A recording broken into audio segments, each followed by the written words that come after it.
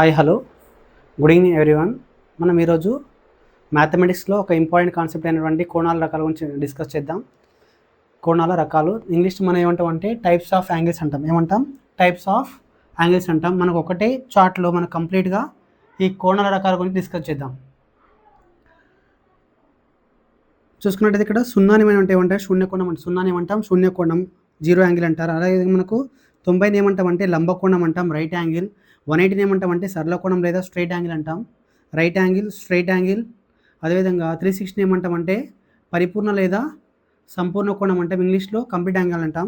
సున్నాని శూన్యకోణం అంటాం, 90ని లంబకోణం లేదా రైట్ యాంగిల్ అంటాం, 180ని సరళకోణం లేదా స్ట్రైట్ యాంగిల్ అంటాం, 360ని పరిపూర్ణ లేదా సంపూర్ణ కోణం అంటాం, ఇంగ్లీష్లో అయితేనేమో కంప్లీట్ యాంగిల్ అంటాం. Zero angle, right angle, straight angle, complete angle. శూన్యకోణం, లంబకోణం, సరళకోణం, పరిపూర్ణ లేదా సంపూర్ణ కోణం. ఈ 0, 90, 180, 360 అనమాట. నెక్స్ట్ ఇక్కడ 0 నుంచి 90 మధ్యలో, 0 నుంచి 90 మధ్యలో అల్పకోణం అంటాం, ఇంగ్లీష్లో అక్యూట్ యాంగిల్. 90 నుంచి 180 మధ్యలో అధిక కోణం, ఇంగ్లీష్లో అబ్ట్యూజ్ యాంగిల్ అంటాం. 180 నుంచి 360 మధ్యలో అధికతర లేదా పరావర్తన కోణం అంటాం, అధికతర లేదా పరావర్తన కోణం, ఇంగ్లీష్లో రిఫ్లెక్స్ యాంగిల్ అంటాం. ఏమంటాం? ఇంగ్లీష్లో reflex angle. Acute angle, obtuse angle, reflex angle. షార్ట్కట్లో వచ్చేసి ఇక్కడ AO అరే, AO అరే అంటే ఇక్కడ ఏ అంటే acute angle, obtuse angle, reflex angle. అల్పకోణం, అధిక కోణం, అధికతర లేదా పరావర్తన కోణం. మరోసారి చూసుకుంటే ఇక్కడ 0ని శూన్యకోణం లేదా జీరో యాంగిల్, లంబకోణం, రైట్ యాంగిల్, 180 సరళకోణం, స్ట్రైట్ యాంగిల్, 360 పరిపూర్ణ లేదా సంపూర్ణ కోణం లేదా కంప్లీట్ యాంగిల్. 0 to 90 అల్పకోణం, అక్యూట్ యాంగిల్. 90 to 180 అధిక కోణం, అబ్ట్యూజ్ యాంగిల్. 180 నుంచి 360 అధికతర లేదా పరావర్తన కోణం, రిఫ్లెక్స్ యాంగిల్. నెక్స్ట్ పూరక కోణాలు, ఇంగ్లీష్లో కాంప్లిమెంటరీ యాంగిల్స్ అంటాం. పూరక కోణాలు, కాంప్లిమెంటరీ యాంగిల్స్. ఏవైనా రెండు కోణాలు మొత్తం 90 అయితే, ఏవైనా రెండు కోణాలు మొత్తం 90 అయితే దాన్ని మనం ఏమంటామంటే పూరక కోణాలు అంటాం. పూరక కోణం, కాంప్లిమెంటరీ యాంగిల్స్.